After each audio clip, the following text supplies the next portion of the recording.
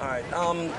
Ron, first of all, you're attorney for Laura Garofalo or all the families. Can you just explain to me your legal relationship? Sure. I'm the attorney representing the Garofalo family, and I'm also helping to serve as liaison between all the families and the Crime Victims Board. Now, do you have any suspicion that Sammy the Bull Gravano is going to profit at all from this book, Underboss?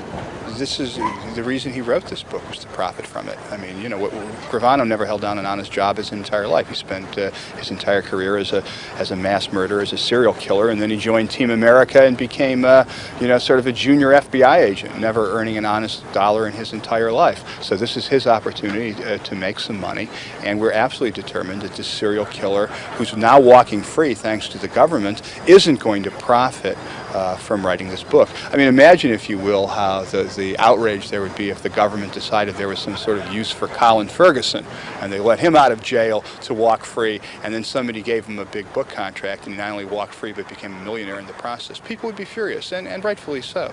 Okay, well, we talked at length upstairs about the follow the dollar, the way HarperCollins and Maas tried to escape the Son of Sam law. But what evidence do you have that any money from the sale or profit of this book is going to funnel down to Gravano?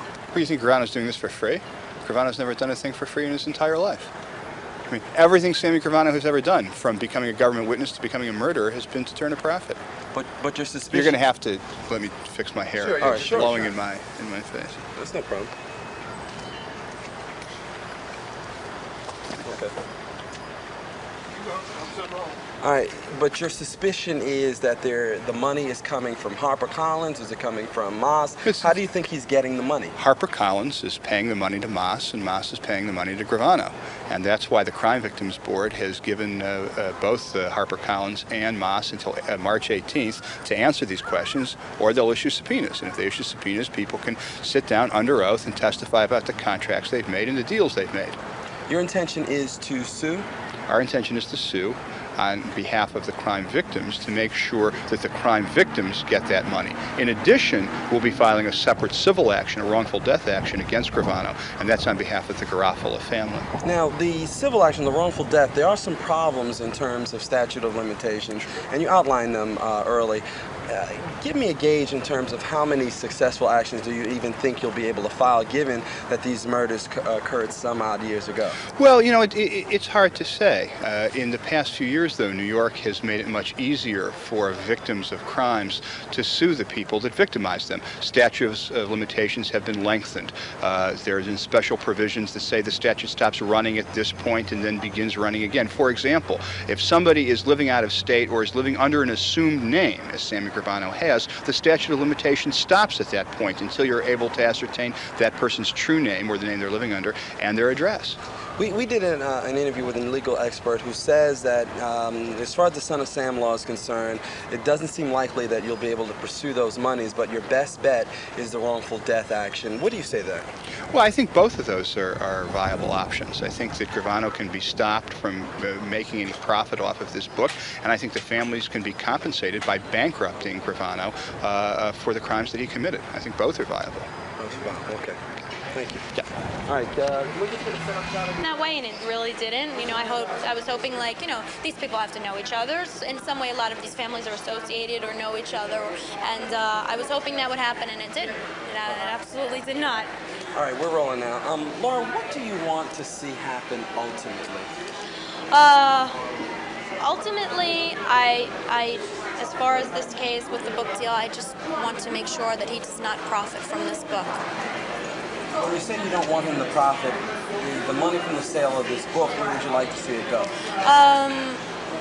The families and myself have not set up a desired, you know, organization or charity or something like that.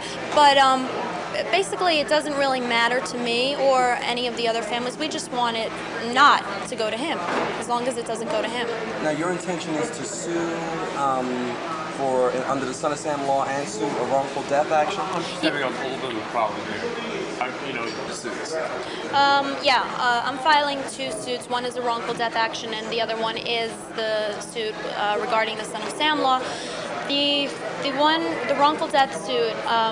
From what I've been told, I'm the only one left within the statute of limitations, unless there's been revisions. I'm not sure, but as far as the Son of Sam law, I think that this is a perfect example of why the Son of Sam law was designed. Now, I heard a lot of people up at the podium speak about Sammy the Bull, and you said your father didn't like him, and the two of them didn't get along. What goes on in your heart, in your mind, when the name Sammy Bull in Gravano is uttered? When I hear his name, I mean, nothing really. When I see his picture, I look at him just as this animalistic being. At one point through all this, I wanted to think to myself, you know, okay, he may have changed his identity, but no matter what, he always has to look in the mirror and see himself. And then I came to the realization that he doesn't care. This doesn't bother him. He's not getting up and looking at himself and feeling an immense amount of guilt. He is what he is. Now, my last question is, who is your quarrel with primarily? Is it with HarperCollins, Peter Maas, or Sammy the Bull? Then tell me why. My quarrel? Is that what you asked me? Yeah. My quarrel is with Sammy the Bull. HarperCollins and Peter Maas, they're selling books, basically. That's what's most important to them, is to sell books. And my problem is with Sammy Gravano. Let it rest. You killed my father. You killed 18 other people. You know, we're trying to move on with our lives. Just enough already. You know, he's been in the good graces of the FBI, and he's been allowed to live his life and you know, out of jail freely. And just you've caused enough damage to us. You know. Thank you, Laura. You're welcome. It's very nice meeting you. A little nervous, I'm sorry. Like I was saying, you know, it's been a long time trying to find everybody and trying to get everybody together, but this is something that's really important. We've had to deal with too much as far as what this man has gotten away with, Mr. Gravano, and we're all here to make sure that this doesn't go any further. And this is Ron Kuby. He will actually be the one handling the case on behalf of me and the families, and he will explain to you, I guess, in legal terms, what exactly is going to happen. What is your name? Laura Garofalo. Spell your last name. Garofalo. Hi, good afternoon, and thank you all for coming. It's a great honor for me to be here. As you know, Sammy Gravano is one of the biggest mass murderers in American history. But what makes him different from all the other mass murderers and all the other serial killers is this. He's the only mass murderer to be protected by, supported by, and nurtured by the government of the United States. I mean, he's the only psychotic killer who's ever been called a hero by a federal judge. And he's the only mass murderer I've ever known who's been embraced by the FBI and the Justice Department. The FBI has wrapped Gravano up in the American flag and called him a hero, and we're here today to try to put an end to that. I've never seen a meeting quite like this one of crime victims, and amazingly enough, you're all victims of the same criminal. And I know that you've all been victimized twice, first by Sammy Gravano, and secondly, by a government that let him walk free. And I think that your presence here today helps show the true nature of sort of the devil's bargain that the government made with Gravano. Peter Maas gets up and he says, oh, those people that he killed, they were just mobsters. And even if that were true, what a hideous thing to say. But it isn't true, and your presence here attests to that. That every person killed by Sammy Gravano was a father, a son, a husband, an uncle, a nephew, a brother. And every time Gravano killed somebody, he killed a family as well. And he murdered out of greed and he murdered out of malice. And this is the person that Judge I. Leo Glasser called the most courageous person he had ever seen. And that's an obscenity. So what are we doing about it? Well, Laura called me up about a month and a half ago and told me the story of her father's murder and said, isn't there anything you can do? And I said, I really didn't think so. And then she came back a couple weeks later and said, you sure there isn't anything you can do? And I said, well, let me think about it for a bit. And we thought about it and talked to some people. And what we've done is we filed with the State Crime Victims Board. And they unfortunately couldn't be here today. But they have been very supportive of these efforts. The Attorney General's office has been very supportive of these efforts. The governor has been very supportive. We've received the assurance of the Attorney General that he intends to pursue this book contract. Jackie Colucci. My brother was Joseph Colucci, the first victim that Sammy said he did with his own hand. My brother was friends with Sammy and Tommy, a group of fellas, neighborhood boys. You know, they grew up together, but, you know, they were really never that close at that time. But then, neighborhood, they became friends. And the way I hear it, the way it was told to me 20 some odd years later, is that Sammy's friend was in love with my brother's wife, and Sammy did TV. Nobody let the family know that they found my brother's murder. We had to find out. I was at work, and my daughter called me and said Uncle Joey's name was on TV, that he was murdered by Sammy Gravano.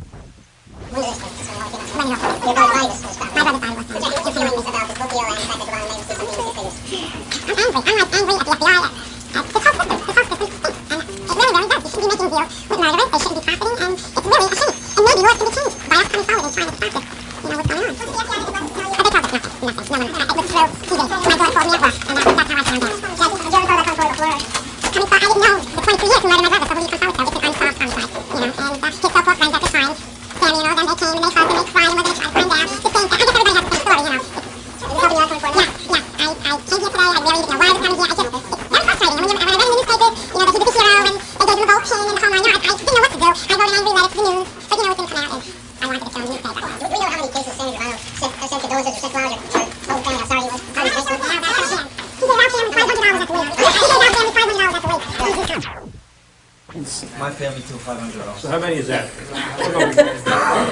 2, 3, 4, 5, 6, 9. That's 3. Wow.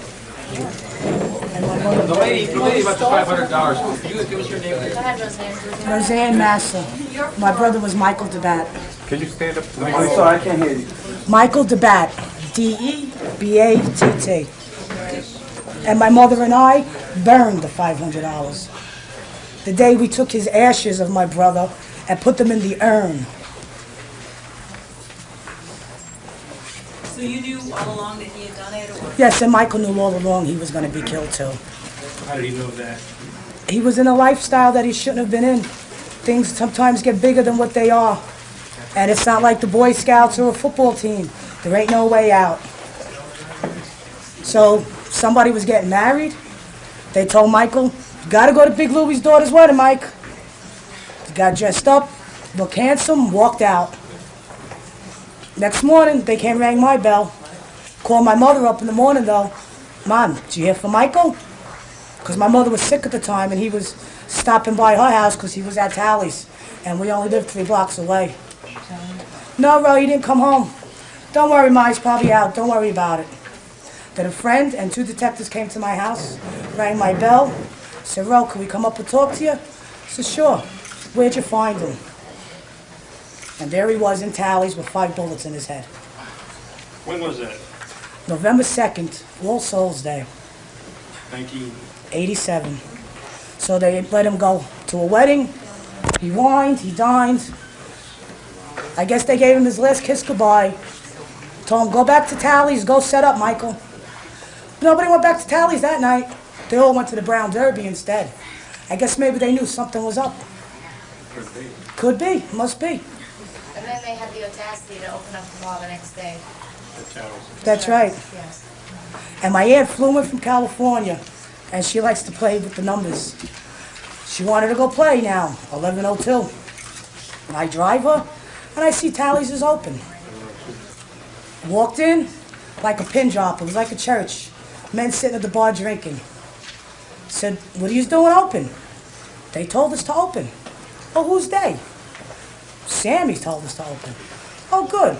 I walked over to the jukebox, because that's where Michael was. I says, well, I hope you cleared up the mess. The blood isn't in your way. Look, when you're just sitting having a drink, have one on Michael DeBatt.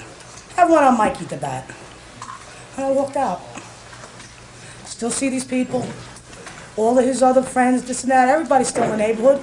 That's what it is. We're all neighborhood. Did you get any reaction from these people today? Or did it ever happen? Doesn't matter. Doesn't matter. You know, they may have murdered him, but that's what it is with all of us. What's in our hearts, Sammy or anybody will never take that from us. Whether they were right, whether they were wrong, they were still somebody's family. And nobody but God takes life. And I'm sure they all stood before God and they all got judged. Their lives are gone. So we know what their judgment was. How old was Mike? He was 38 years old and he left a 4-year-old daughter and a wife.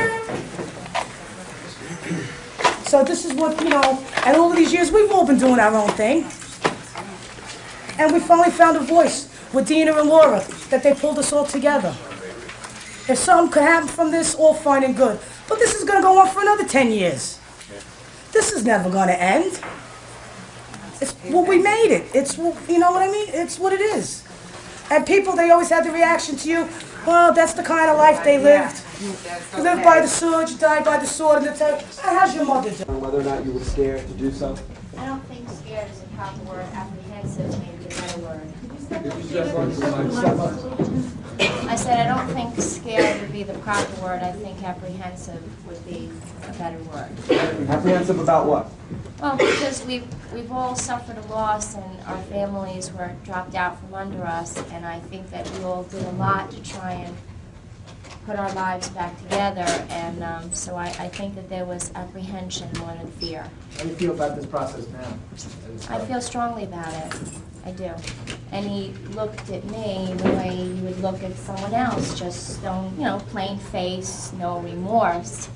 And in hindsight, knowing that he had my father killed 2 nights before, I look back and I just can't imagine how he could speak to me like that, but he did. If you were to face him down in this room, what would you be saying? I don't even want to answer that question. Come on, you get the opportunity, because he probably didn't see this. Because I'm a lady. It took 22 years to find out, and then we finally thought some kind of justice was going to be served. You know. Going somewhere. He was walking out of his house in Hezakya Heights, walking to his car, and from what I've been told, 3 assailants murdered him as he was walking to his car. One of those supposedly I don't believe, I don't know. I just know that he's, he's responsible, yeah. 17. Has anybody ever explained to you what the possible motive is? Dan Kaiser, K-A-I-S-E-R. Can you reiterate what your feelings are as far as filing all these actions, how you come on Gravano? Well, to profit from 19 murders, I don't care, innocent victims, it doesn't matter to me. The man is an animal, and he doesn't deserve to be put up on a pedestal by anybody. And when I found out about my son's murder, the FBI wanted me to keep it hush-hush, and I guess at that point I was a little intimidated. But I'm not intimidated anymore, and I just feel he should not profit. He should be put away, and if there's any way that he can be put away, I for one would be very happy, because this is not closure. When you have somebody... Why were you intimidated? Who intimidated you? By the FBI, because they said you don't want to expose yourself, things might come out, and it was just, I had family, I had young daughters home. Well, actually, my older daughter was married. I had a younger daughter home, and I didn't want to expose my children at that point. How did you come into contact with Laura Gravano? I don't live in New York anymore.